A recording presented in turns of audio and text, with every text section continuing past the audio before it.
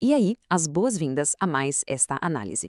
Hoje a gente vai bater um papo sobre um padrão simplesmente fascinante da nossa psicologia: a nossa mania de tentar evitar emoções difíceis. Olha, já adianto, tentar suprimir essas emoções é uma batalha perdida que a mente humana não tem como vencer.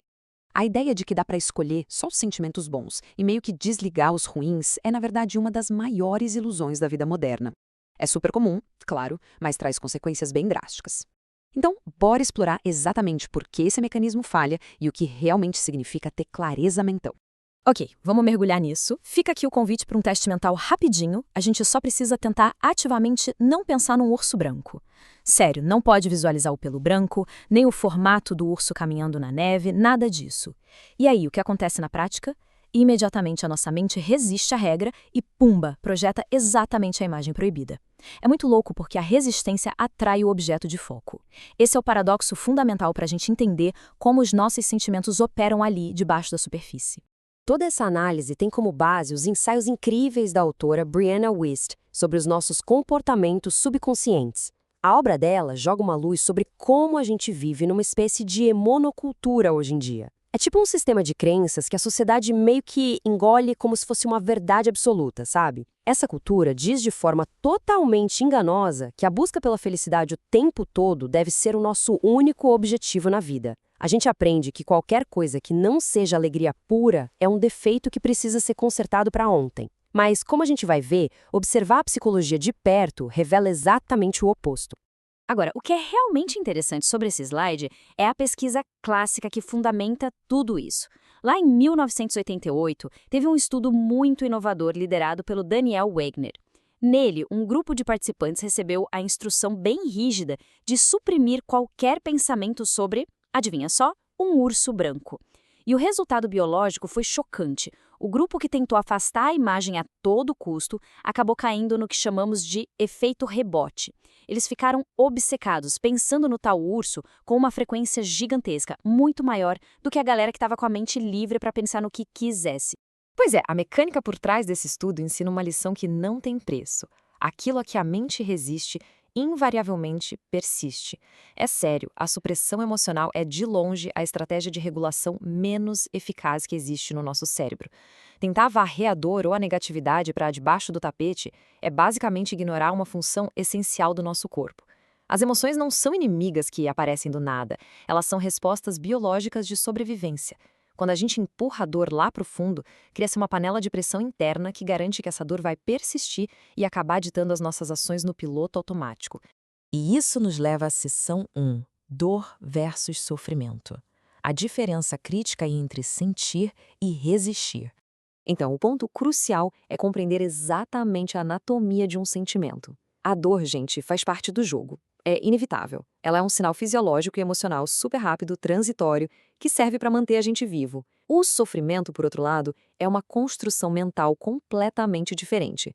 Esse sofrimento prolongado nasce puramente da resistência em aceitar o que é. Etimologicamente, a palavra sofrer já carrega essa ideia de suportar por baixo ou resistir. Então é justamente essa luta exaustiva contra uma dor que seria passageira que acaba criando aquele tormento constante na nossa cabeça. Vamos avançar.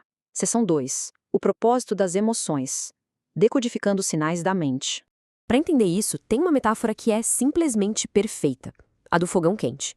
Imaginemos colocar a mão direto num fogão aceso. A queimação é terrível, não tem nem o que discutir. Mas olha que brilhante, essa dor tem um propósito que salva vidas. Ela força a nossa mão a se afastar por instinto antes que o tecido seja totalmente destruído. A dor emocional opera exatamente com a mesma precisão. Ignorar frustrações crônicas ou aquela tristeza profunda é tão destrutivo quanto largar a mão fritando em cima do fogo. Nossas emoções ditas negativas são, na verdade, ferramentas vitais de comunicação. E quando a gente começa a decifrar esses alertas, tudo faz muito mais sentido. A ansiedade, por exemplo, geralmente é um sinal de resistência ao que está acontecendo no momento presente. É a gente tentando controlar o incontrolável. A raiva, muitas vezes, aparece para sinalizar parte de nós mesmos que a gente reprimiu ou achou que eram inaceitáveis. A tristeza vem daquele apego gigante a coisas que a gente queria que tivessem sido diferentes. E a depressão, desconsiderando as causas estritamente clínicas e biológicas, muitas vezes é uma energia imensa que foi suprimida e agora é forçada a vir para a superfície. No fim das contas, é só nossa mente tentando corrigir a rota com gentileza antes que tudo desabe. Entendendo isso, chegamos à seção 3. O custo da anestesia. A perigosa ilusão do entorpecimento seletivo. E isso ilustra de forma brilhante a fase mais crítica desse conceito. O custo de tentar esconder as emoções difíceis é altíssimo. A gente esbarra num limite da nossa própria neurologia, porque não existe um botão de mudo seletivo. O grande paradoxo é esse: não é possível anestesiar seletivamente a tristeza ou a raiva. Ao tentar silenciar o que dói, a gente adormece junto a nossa capacidade de sentir alegria e gratidão. É matemática pura. Tentar amortecer o impacto do que é ruim deixa a vida inteira sem graça, transformando tudo numa busca bem vazia por distrações.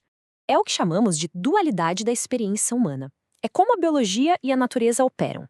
Espelhos. A gente não consegue curtir um dia de sol maravilhoso sem o contraste da chuva e das nuvens escuras. O pulmão precisa contrair para poder expandir. Do mesmo jeito, a nossa capacidade de experimentar uma alegria profunda, daquelas que transbordam, tem que estar em perfeito equilíbrio com uma capacidade igual e respeitosa de suportar a dor emocional. Abraçar só o lado bom é tentar viver uma vida fracionada, cortada pela metade, e isso simplesmente não se sustenta. Mas então, qual é a saída? Vamos para a seção 4, o poder da não resistência, mudando a nossa perspectiva emocional. A verdadeira liberdade emocional aparece quando a gente abandona aquela meta ingênua de viver no estado de euforia 24 horas por dia. O termo-chave aqui é não resistência. Mas muita atenção, não resistência não é baixar a cabeça ou ser passivo diante dos problemas, tá? É, na verdade, uma prática psicológica bem ativa e corajosa. É observar o espectro completo das emoções e permitir que elas existam, sem aquela urgência desesperada de lutar, justificar ou fugir delas na mesma hora usando atalhos. É aceitar a experiência humana por inteiro. Vamos passar para a próxima e ver como isso se constrói na prática diária.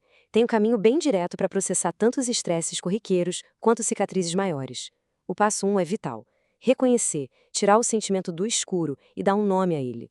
O passo 2 é a observação desapegada. Apenas notar a tensão no corpo sem ficar se rotulando como fraco. E o passo 3, e o mais importante, é deixar a energia cumprir o seu fluxo natural. Emoções são só sensações físicas rápidas. Se a gente não bloquear com aquela narrativa mental de pânico, elas vão embora rapidinho. A regra de ouro é: sinta tudo profundamente e deixe a energia fluir.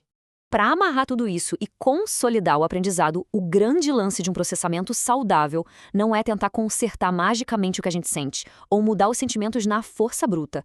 A verdadeira cura é saber ouvir o sinal. A busca pela saúde mental não está em forçar um sorriso o tempo todo, mas sim em alcançar uma paz neutra. Uma linha de base onde a gente sabe que qualquer sensação, por mais intensa que seja, vai ser ouvida, respeitada como um sinal válido e, por fim, liberada.